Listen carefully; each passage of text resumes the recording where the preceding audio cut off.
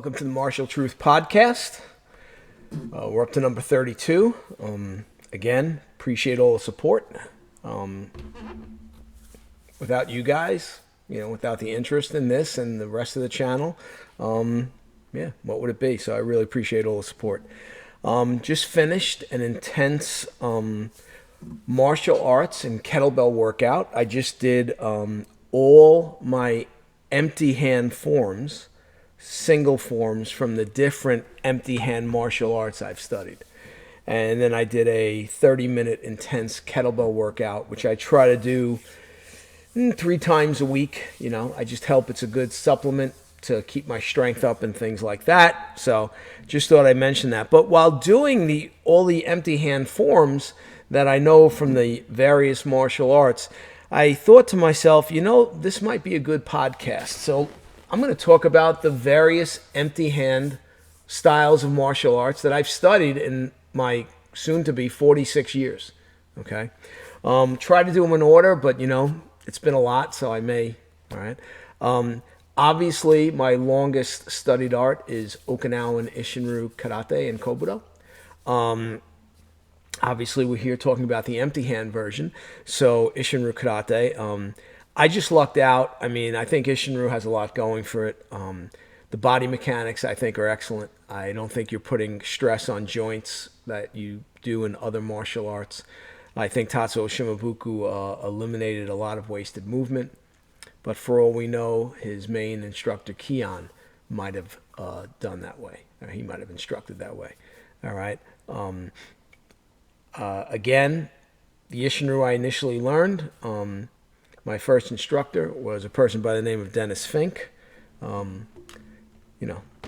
Not what he claimed to be. Never studied with Tatsuo Shimabuku like he claimed. But, he gave me a good basic introduction to Isshin-Ryu. He did do self-defense and stuff, but it was still a lot of the same problems I see in a lot of modern karate, a lot of stepping back to block and these kinds of things. He did do some of the sports sparring.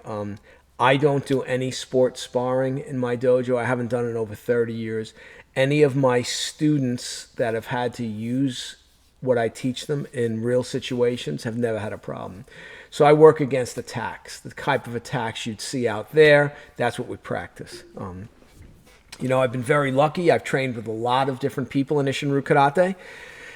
And, so my Isshin-Ryu is not a product of one sensei. It's a product of many Isshin-Ryu sensei. And frankly, all the arts I do have spillover. So, from Isshin-Ryu, after I made black belt in Isshin-Ryu, I said, well, I want to learn Sosuishi-Ryu Jujutsu, which was another art that my first instructor in Isshin-Ryu had studied. I never saw him do any of the kata. I was there 11 years, never saw him do any of it. He sent me to another one of his students, Mr. Gary Rowan, who at the time was an FBI agent, and I traveled an hour and a half one way every Saturday to learn the kata of Sosuishi-Ryu Jujutsu, which I did. And then I furthered my study by going to Japan and training with Shitama Manzo, the current headmaster of Sosuishi-Ryu Jujutsu. It was interesting. In the Isshin-Ryu classes I was initially in, we did do a lot of joint locking.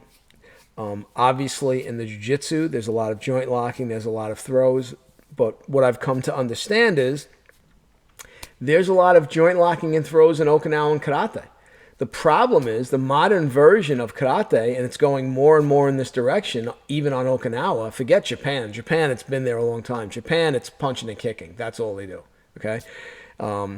In Okinawa now, it's going in the same direction. It's become primarily a striking art. And there's a big problem with that because you're taking away a lot of the techniques that made Okinawan Karate special. All right? So if you're not practicing joint locking techniques, if you're not practicing throwing techniques, if you're not practicing choking techniques, if you're not practicing ground fighting, well, you're not doing real Okinawan Karate. You're doing a very limited version of it. So in studying the two of those, I found it was great.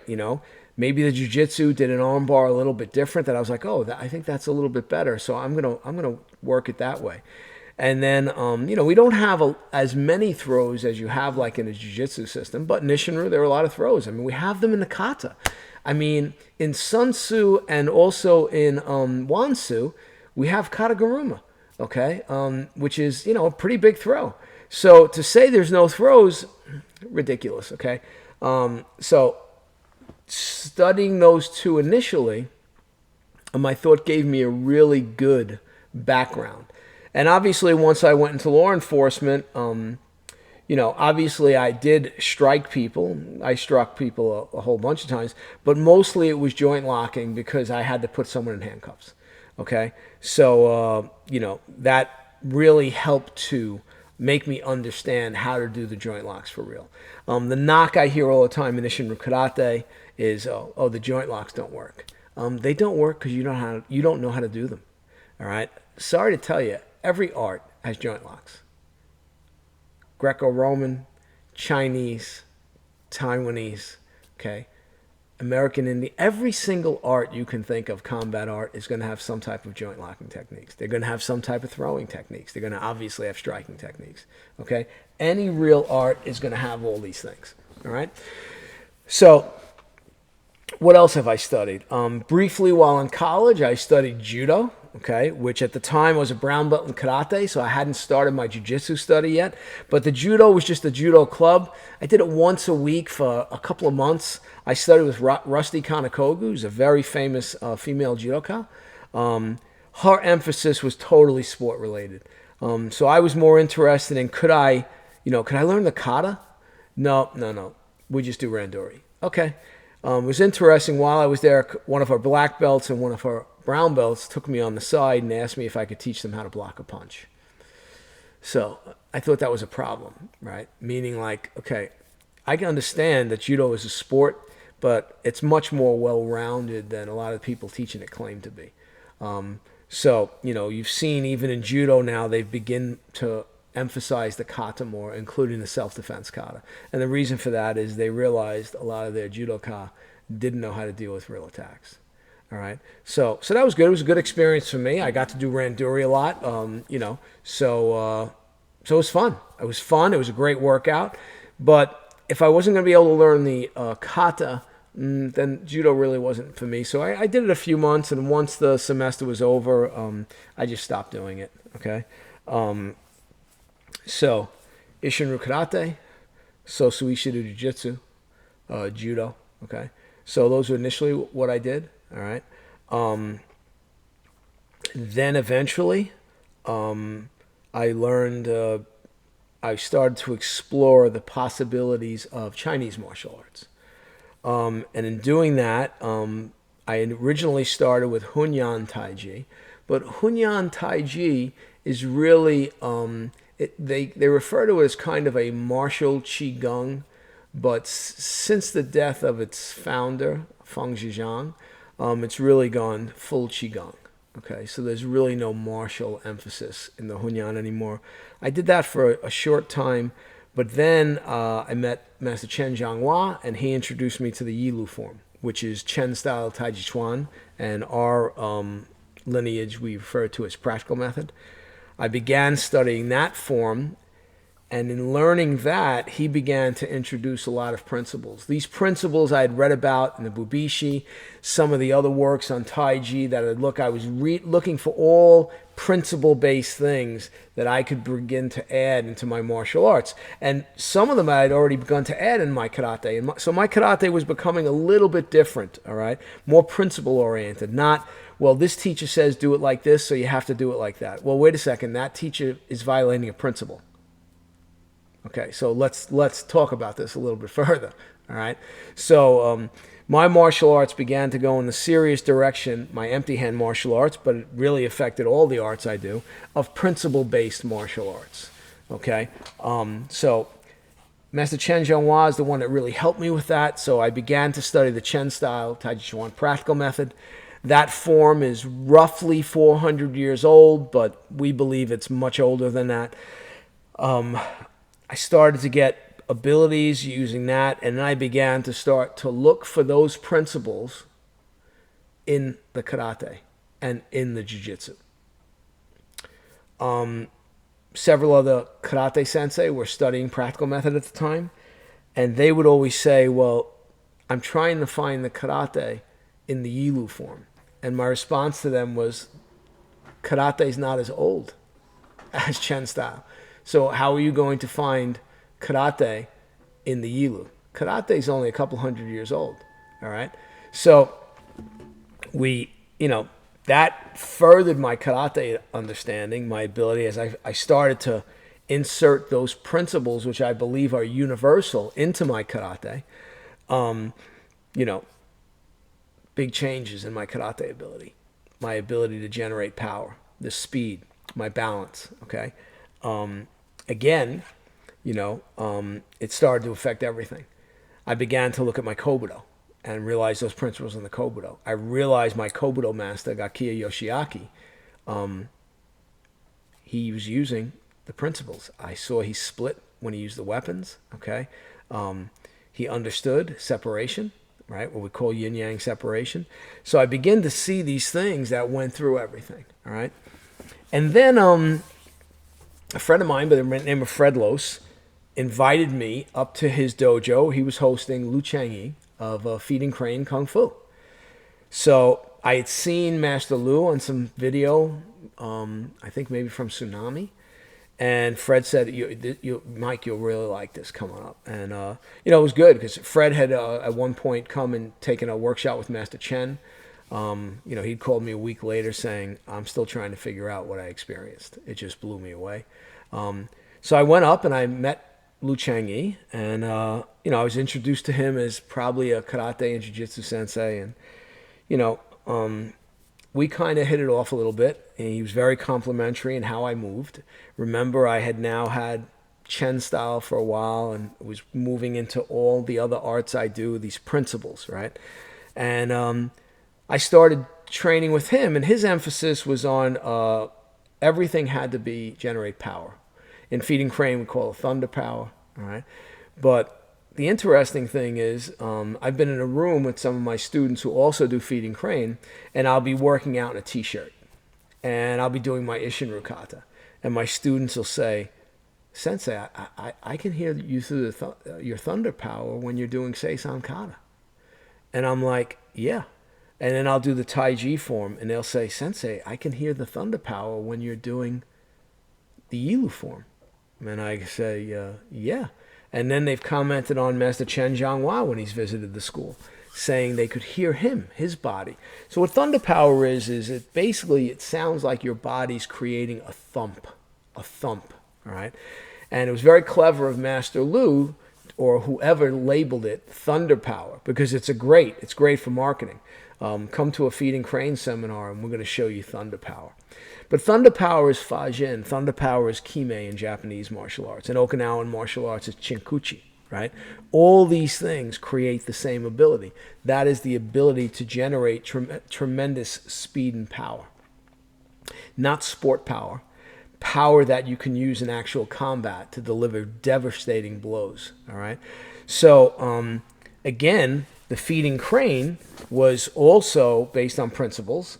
And then, the combination of studying those arts, was really, I feel, giving me a very well-rounded, empty hand fighting art curriculum.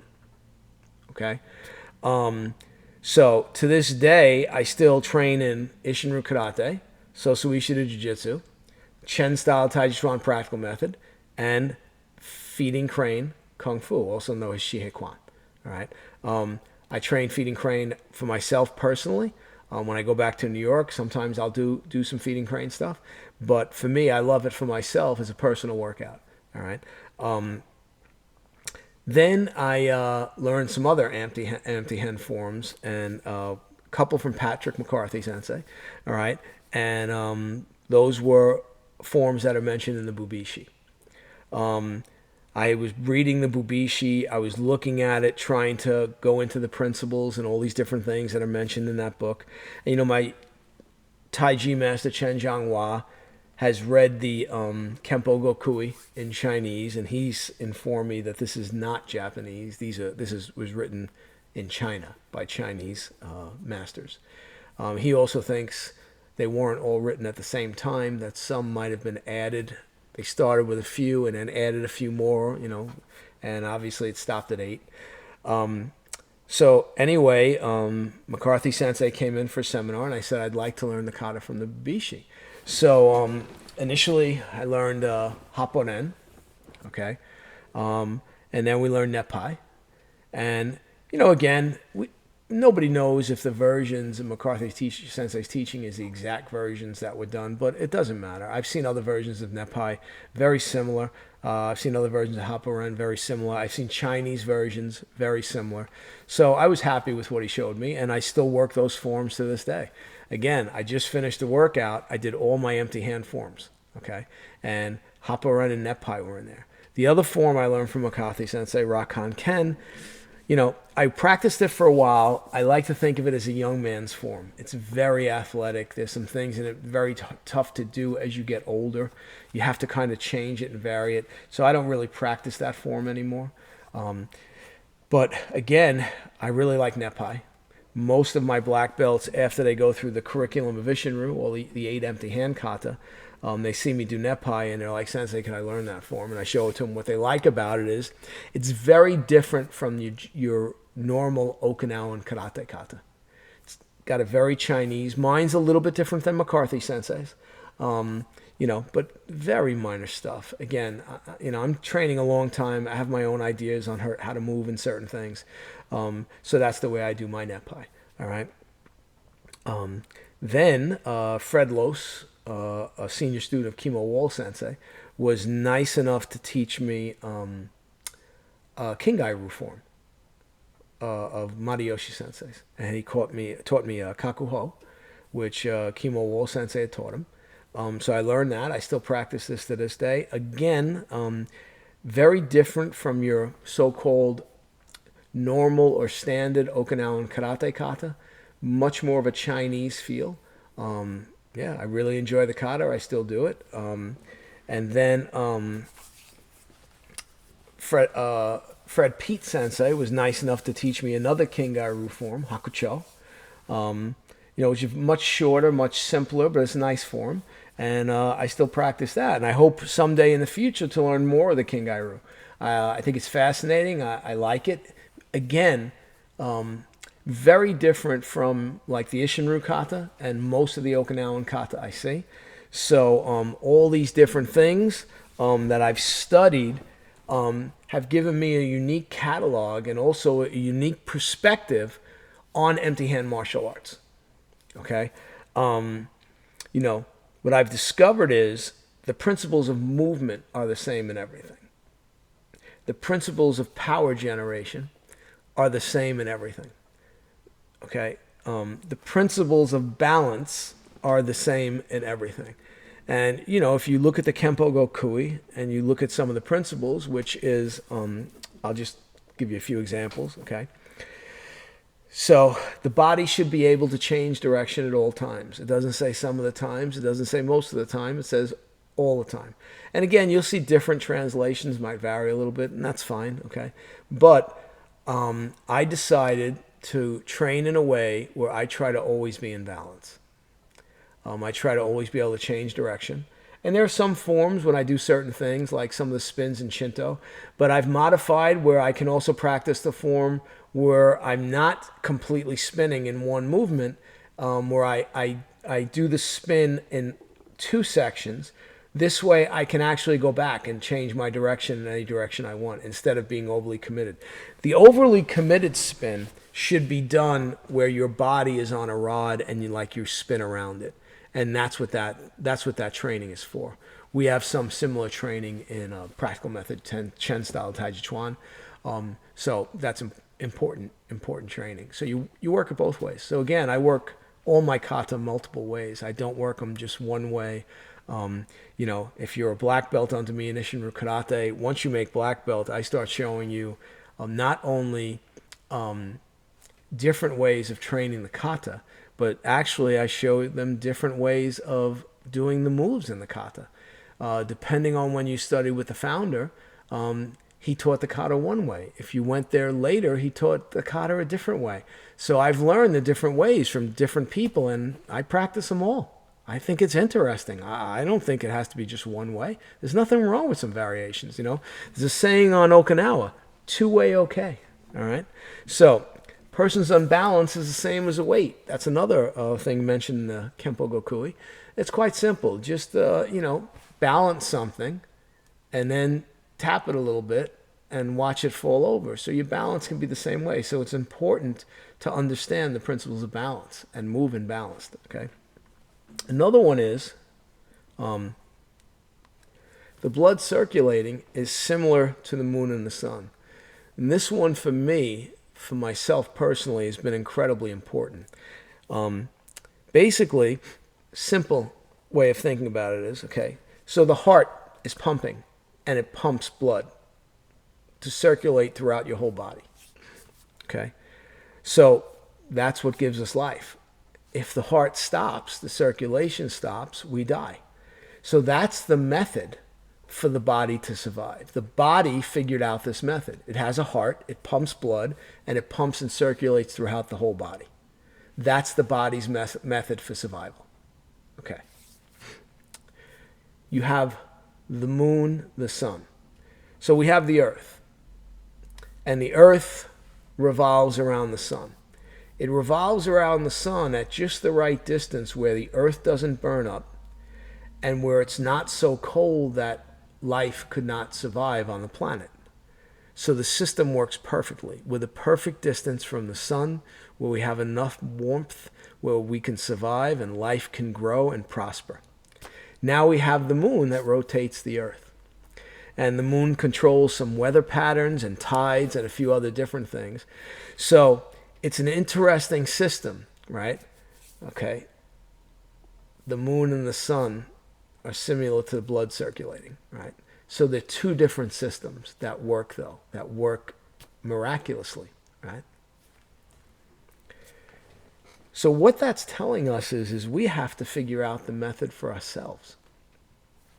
So when you initially train with teachers, you should mimic and use the teacher as your guide.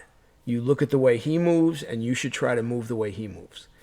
But eventually, after several years of that, you have to start figuring out things on your own for your body type, for your size, for your level of ability. Okay? One of the things we don't do in my dojo is we do not do a lot of group kata. And sadly, that's what I see most dojo doing. We don't do that. Okay? I want the students to develop their individual ability. I don't want everybody's Seisan kata. I don't want everybody's Jilu. I don't want everybody's Kingai-Ryu. I don't want everybody's feeding crane. I don't want everybody's whatever empty hand kata they're working on. I don't want them to be carbon copies of each other.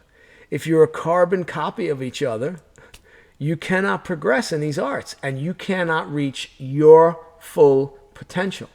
Remember, Master Kichiro Shimabuku in 1991 told me, he says, Mike, you should go out and study with everyone that's better than you and make your own strong Isshin-Ryu Karate.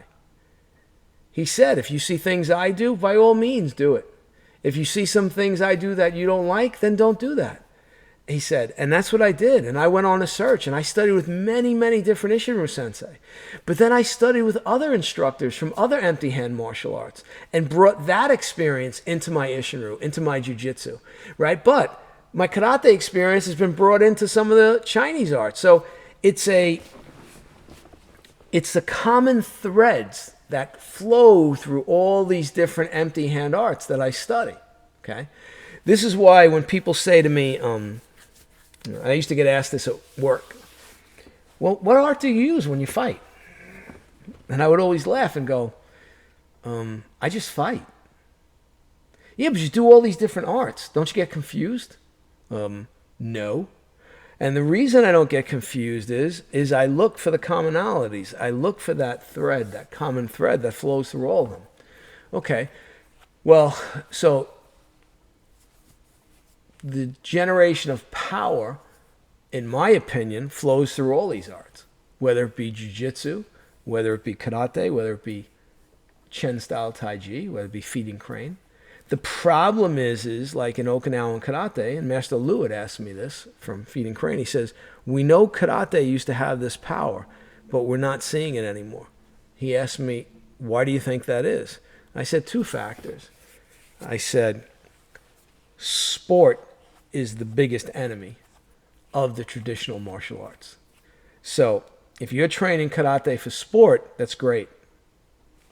More power to you. If that's how you get your joy, I have no problem with it. But my joy comes from studying these arts at a serious level. I think of them as life protection arts. Okay? So I don't do karate for sport. I haven't done Jiu Kumite sports style sparring where I'm calling points and people are wearing gear and stuff. I haven't done that in over 30 years. Okay? Probably 35 years now. Right? All my students can defend themselves because the ones that have had to defend themselves, they had no problem doing it. Okay? I train the way I believe I will fight.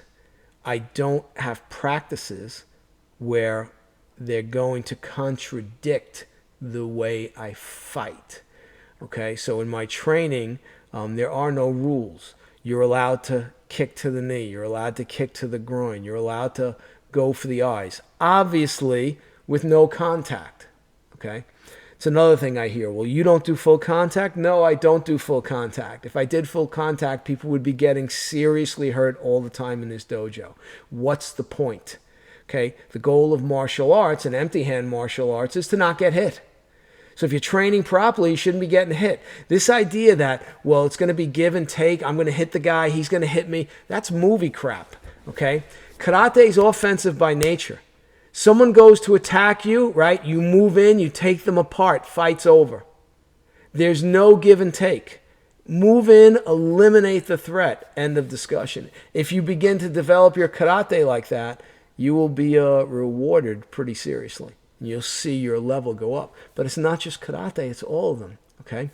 I often give people homework when I do a seminar, and I say, I want you to figure out, go through all your kata, and this could be any art. It could be feeding crane. It could be Chen-style Taiji. And I want to say, how often do we move forward, and how often do we move back? In the case of Isshin-Ryu, it's like 98% moving forward. And Chen Taiji, it's the same. Kingai-Ryu, the same. Feeding crane, the same. Sosuishi-Ryu Jujutsu, the same. The answers are in the forms. The people that developed these forms, they were not idiots. These were men that risked their lives to develop these arts. They were using these arts as life protection arts. They were not using them to score points in a tournament. They were not changing the kata to make them look pretty so the judges give them higher scores. Okay? They wanted their karate to be functional. There are several videos you can see. If you do good searches, you'll find them of. There's one by an Okinawan sensei who posted them a whole bunch of Okinawan masters in the early 1960s demonstrating kata. When you see them do it, you might initially think, oh, but then if you watch close, you begin to realize, like I did, they're moving incredibly natural. They're not chambering their punches. They're punching from wherever the hand is. They're blocking from wherever the hand is. They're not bringing their arm up to bring it down. They're just going right from wherever the hand is. This is extremely high-level martial art. That's what I strive for in my martial arts. If you're a member of this channel and you see the membership videos and you see the Seisan and the Seiuchin, the advanced ways of doing it, you'll see some of that stuff. You'll see it's all principle-based. Okay? So doing that workout triggered this. I said, you know what? While I'm thinking about it, let me just mention this and talk about all the empty hand arts I've studied and done, and how I think they've really helped me, and one complements the next. I don't think any of them really go against each other all that much. I mean, other people might think differently, but I don't, all right? And I think it's good. It's given me a lot of different experience. And I'll leave you with this. All the old-time karate masters studied with multiple teachers in multiple empty hand arts. Okay? All the old Chinese masters studied multiple things. They didn't just study one art. Okay? So the Japanese masters, they studied multiple arts. Okay? Why do we only have to study one? That's a modern thing. And what that modern thing is, it's become Coke and Pepsi. Well, do you like Coke or do you like Pepsi? Right? So Coke says it's better because it tastes this way. Pepsi says it's better because it tastes this way. What are Coke and Pepsi's both number one functions? To get people to buy their product. Well, sadly, that's what's happened now in martial arts. So the one teacher that grabs a hold of you, he says, no, no, no. You don't need to go anywhere. I have everything to offer. I can teach you anything you're going to need. Okay? My first instructor was like that. He was totally full of crap. Okay? So, you don't have to study something long. You could just experience. Even if you do it, a little bit, just to experience that and bring that experience into whatever your main art is. I think it makes that main art stronger.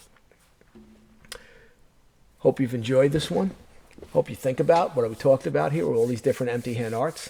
Again, if there's a subject you'd like to see me talk about, please, in the comments, shoot me an email, shoot me a message through Facebook. All right? Even if it's something you feel is controversial, I'd be happy to address it. Okay? Please, again, consider becoming a member of the channel. $2.99 a month. A lot of different videos up there. A lot going on the member side. People seem to really like the stuff that's being posted. In the near future, probably within the next week or so, or 2 weeks, I'll be doing a review of McCarthy Sensei's new book on Kian Chotoko Sensei. And we may have some good news about an interview regarding that. So I'll keep you guys posted on that. And again, appreciate everything. Please click that like button. That like button means a lot. Share the video if you like it. And I'll see you in the next podcast. Thanks for listening. Take care.